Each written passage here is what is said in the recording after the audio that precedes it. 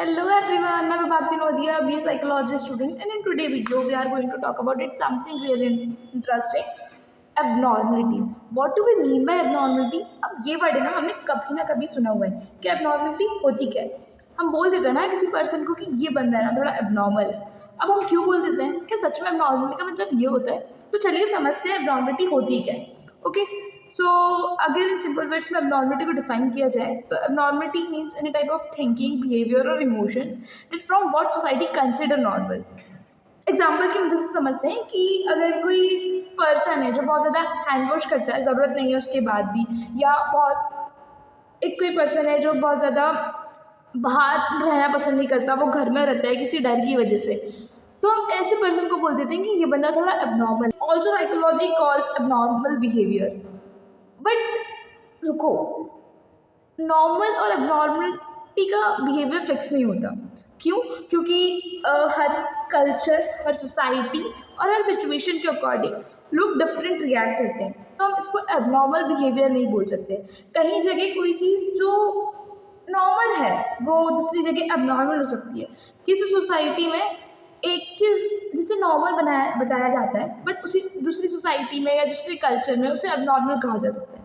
For example, बहुत सारी जगह डेड रिलेटिव से बात करना एबनॉर्मल स्पिरिचुअल बिलीफ है, बट दूसरी जगह वहीं एबनॉर्मल बिहेवियर शो करा जाता है या बोला जाता है। तो अलग अलग कल्चर, अलग अलग सोसाइटी एंड अलग अलग सिचुएशन के अकॉर्डिंग एबनॉर्मलिटी को डिफाइन किया गया है। तो एबनॉर्मलिटी को कोई फिक्स बिलीव नहीं है, तो हम नहीं मान सकते किसी भी चीज़ को कि वो एबनॉर्मल है। हाँ, ये डिसाइड कैसे हुआ कि मेजॉरिटी लोग जो फॉलो करते हैं अगर वो नॉर्मल है, एंड अगर जो रेयर पर्सन उनका बिहेवियर शो होता है तो एबनॉर्मल है। साइकोलॉजिस्ट के कुछ अप्रोचेस के अकॉर्डिंग हम डिफाइन करते हैं एबनॉर्मलिटी को। तो कुछ साइकोलॉजिस्ट के अप्रोचेस देख लेते हैं जिससे हमें पता चले कि एबनॉर्मलिटी को किस किस तरीके से डिफाइन किया गया है। ओके, तो पहला है स्टैटिस्टिकल अप्रोच। जैसे कि मैंने अभी कहा कि स्टैटिस्टिकल अप्रोच में वही होता है कि जो ज़्यादा मेजॉरिटी पीपल है वो जिस चीज़ को फॉलो कर रहे हैं वो नॉर्मल है, एंड जो रेयर और अनकॉमन दिख रहे हैं वो एबनॉर्मल है। फॉर एग्जाम्पल कि 100 लोग हैं जो एक ही चीज़ को फॉलो करते हैं, जो भी रूटीन रहता है, जो भी उनका थिंकिंग पैटर्न है, 100 लोग उन्हीं थिंकिंग पैटर्न के अकॉर्डिंग चलते हैं, बट एक रेयर और अनकॉमन जो बिहेवियर है वो अनकॉमन माना जाता है। सॉरी, एक रेयर और अनकॉमन बिहेवियर जो पर्सन शो कर रहे हैं वो एबनॉर्मल माना जाएगा। ओके, इसी तरीके से सोशल नॉर्म्स या सोशल अप्रोचेस आ जाती हैं जिसमें सोसाइटी के जो नॉर्म्स और रेगुलेशन बनी हुई है, अगर लोग उन्हें फॉलो कर रहे हैं तो वो नॉर्मल है, अगर वो उन्हें फॉलो नहीं कर रहे हैं तो वो एबनॉर्मल है। अब मैल एडिक्टिव बिहेवियर क्या होता है? अगर किसी पर्सन की पर्सनल लाइफ में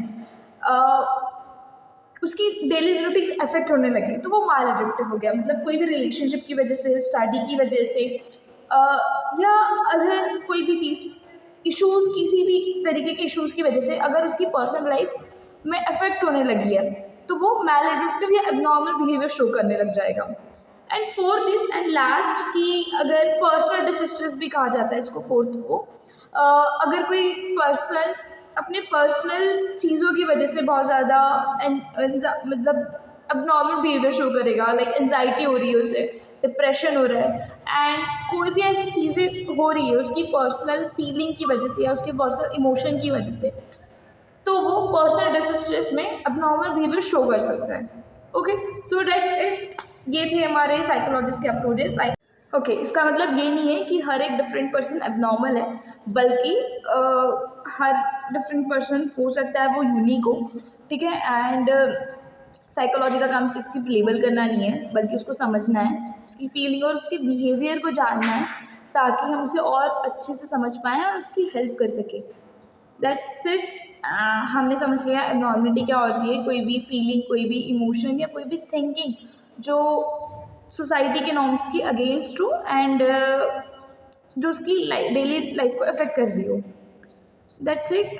बट हमें ये समझना चाहिए कि हर एक पर्सन की पर्सनालिटी डिफरेंट होती है, हर एक पर्सन के एक्सपीरियंस, उसके थॉट्स एंड उसकी सिचुएशन अलग होती है। तो हमें किसी भी एबनॉर्मल का टैग लगाने से पहले उसे समझना चाहिए, उसे सपोर्ट करना चाहिए, ना कि उसको ब्लेम करना चाहिए। That's it. Thank you for watching this video. जल्दी से लाइक शेयर कर दो। बाय बाय, मिलते हैं नेक्स्ट वीडियो में।